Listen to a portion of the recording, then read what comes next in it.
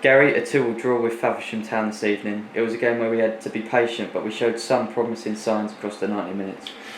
Yeah, I think there was a lot of positives to come out of the performance, if not the result. I think pre-season it had very much a pre-season feel to it, which I didn't like. It wasn't played quite at the tempo and the intensity I'd like it to be played at, like the previous games had been.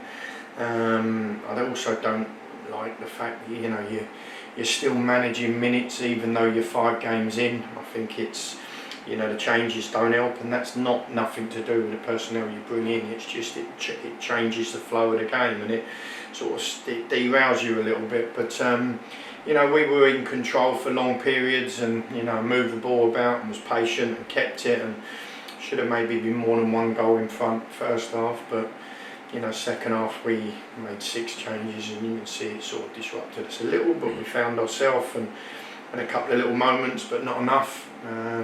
But it's what pre-season's about. It's about ironing out the discrepancies. Making sure that you're where you need to be for the night. These games serve you really well because it gives you clear indication of where some of the bodies are in regards to the ones you're looking at and what you require for the 9th. And we're now getting to that stage in pre-season, Jack. But performances are going to dictate who plays on the 9th, and we've got a really competitive group, and I want to see a little more come Saturday.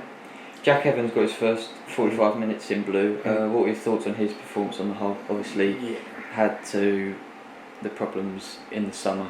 What were your thoughts? Yeah, not problems. Look, it was something that we had to deal with and overcome, and the club ended up doing that, and we thank Chatham in the end for sorting it out, and obviously the board as well, Jack as well in there as well, and it was just a problem that needed to be solved. But I'm really pleased that we've managed to do that, and he's on board and he's in a Billericay shirt, because today, although he's not done an awful lot for 3 weeks, you've seen what glimpses of what he can bring. I think his range of passing and the way he controls the game, and his intelligence out there on the pitch is going to be really important for our successes next year. He's a little undercooked, he knows that, hence why we only played 45. I think we could have quite easily gone a little more, but we don't. We have a mindset of prevention of injury. But his quality was good, and there was some, as I say, some glimpses of really what we can see next year. So pleased he's up and running, and we'll look to try and build his minutes over the next 3 games. But we've also got to be looking at trying to get the team right and ready for the 9th.